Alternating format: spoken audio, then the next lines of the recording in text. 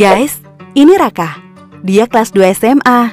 Sekilas, dia kelihatan seperti pelajar SMA biasa. Tapi kalau diperhatiin lebih jauh, ada yang beda.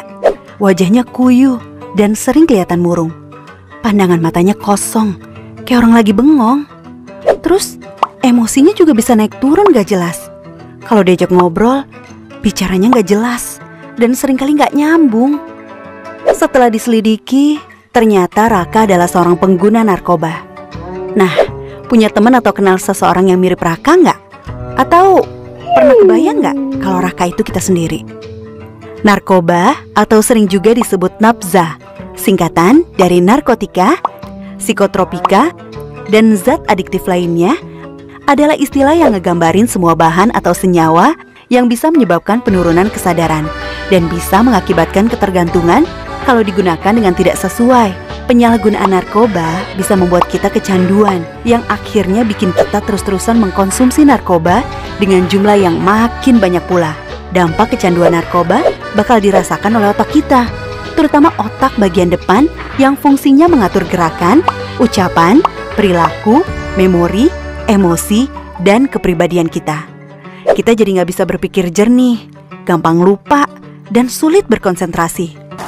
Emosi kita jadi nggak stabil, jadi gampang marah-marah atau ngamuk-ngamuk. Keluarga dan teman juga bisa jadi frustasi ngadepin kita yang kayak begini. Yang bikin serem, fungsi otak kita belum tentu bisa pulih lagi, walaupun kita udah berhenti menggunakan narkoba. Nah, kebayang nggak sih kita ngajakin teman untuk mabar game online, tapi nggak ada yang mau? Bukan karena kita jago mainnya, tapi karena takut pas lagi asik main, kita tiba-tiba ngegas nggak jelas cuma gara-gara hal sepele. Males kan? Bukan cuma itu, dampaknya ke tubuh kita juga bisa berbahaya loh. Beberapa hasil penelitian bilang kalau penyalahgunaan narkoba bisa berdampak pada penurunan kekebalan tubuh kita. Akibatnya tubuh jadi lebih gampang terserang virus, seperti virus corona yang lagi rame-ramenya sekarang ini. Makin serem kan? Nah, setelah tahu dampak negatif narkoba, terus gimana dong caranya supaya kita nggak kejerumus menyalahgunakan narkoba, terutama di masa pandemi seperti sekarang ini nih? Banyak teman-teman yang menggunakan narkoba gara-gara mereka merasa kesepian dan gak punya teman. Jadi mereka gak punya tempat curhat saat stres. Jadi hubungan pertemanan yang sehat itu penting banget buat ngebantu kita menghindari narkoba. Gimana kita bisa tetap menjaga hubungan dengan teman-teman kita, padahal ketemu aja sulit? Ya banyak caranya. Misalkan, begitu selesai sekolah online, jangan cabut dulu, tapi sempetin ngobrol sebentar sama teman-teman. Atau bisa juga ngajak teman-teman untuk main game online bareng sekelarnya bikin PR atau tugas. Mabarnya yang sehat juga ya. Misalnya dibatesin cuma maksimal 2 jam setiap hari, supaya otak kita juga bisa beristirahat nggak ngeliatin gadget melulu.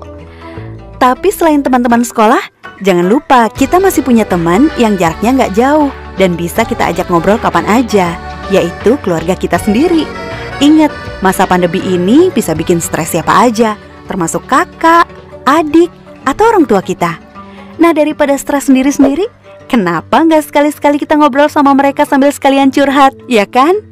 Kadang-kadang ngobrolin masalah yang selama ini kita pendam sendiri dengan keluarga bisa bikin perasaan kita jadi lebih lega dan meringankan beban pikiran kita juga. Terus kita juga mendingan cari kegiatan untuk mengisi waktu luang selama pandemi ini, biar nggak kebanyakan bengong dan akhirnya malah jadi bikin kita iseng nyoba-nyoba hal yang nggak baik, termasuk nyoba-nyoba pakai narkoba. Banyak loh kegiatan yang bisa kita lakuin selama masa pandemi ini. Misalnya nekunin hobi baru seperti nyusun puzzle, main Rubik Cube, berkebun, menulis, dan banyak lagi. Atau belajar hal-hal baru di internet, misalnya belajar main alat musik, belajar menggambar, belajar masak, dan lain-lain. Atau video call sama teman-teman untuk ngebahas konten terbaru dari YouTuber atau selebgram favorit. Atau bisa juga melakukan kegiatan religius, hati jadi tenang. Atau malah coba-coba bikin konten sendiri untuk diunggah ke akun medsos kita. Misalnya bikin konten tutorial make up, masak, atau bikin kerajinan tangan. Atau bikin konten nyanyi cover lagu pakai gitar. Lumayan kan? Iseng-iseng tapi kalau banyak yang nonton bisa menghasilkan juga. Atau coba deh keluar ke halaman depan rumah, terus coba lakuin olahraga ringan sambil menghirup udara luar. pasti pikiran kamu jadi lebih segar dan suasana hati kamu jadi lebih positif. Nah, selain berusaha menghindari pengaruh narkoba kepada diri kita sendiri, kita bisa juga membantu teman-teman kita untuk menghindari penyalahgunaan narkoba. Istilah kerennya, kita bisa ikut jadi agen perubahan gitu. Banyak loh teman-teman yang terjebak kecanduan narkoba karena mereka menerima informasi yang salah tentang narkoba. Misalnya, ada yang mendapat info kalau narkoba bisa bikin badan kita jadi lebih bagus bentuknya. Atau ada juga info yang bilang kalau narkoba bisa membantu kita berkonsentrasi. Nah, kita bisa ngelakuin sesuatu untuk membantu teman kita itu dengan cara ikut nyebarin informasi dan edukasi yang benar tentang narkoba lewat akun medsos kita misalnya. Dengan begitu, kita membantu teman-teman kita untuk mengambil keputusan yang benar juga. Tapi yang paling penting, kita harus bisa nerima diri kita sendiri apa adanya. Salah satu alasan utama banyak teman-teman kita yang terjerumus menggunakan narkoba adalah karena mereka takut nggak diterima di lingkungan sosial atau takut nggak diakui oleh teman-teman. Kita harus bisa cinta sama diri kita sendiri karena tiap manusia itu istimewa dan unik. Dan kita nggak perlu penilaian orang lain untuk tahu seberapa istimewanya kita. Kita bisa jadi keren tanpa harus selalu ikut-ikutan orang lain kok. Jangan takut untuk bilang enggak sama teman-teman kita yang nawarin untuk pakai narkoba. Dan gak usah takut kehilangan teman gara-gara itu. Teman yang baik pasti akan ngedukung kita ngelakuin sesuatu yang baik juga. Percaya deh, yang bikin hidup jadi seru dan menyenangkan itu adalah sikap kita terhadap diri kita sendiri, bukan orang lain. Sikap kita yang menghargai diri sendiri sambil terus menjaga hubungan yang sehat dengan keluarga, teman-teman, dan orang-orang lain di sekitar kita.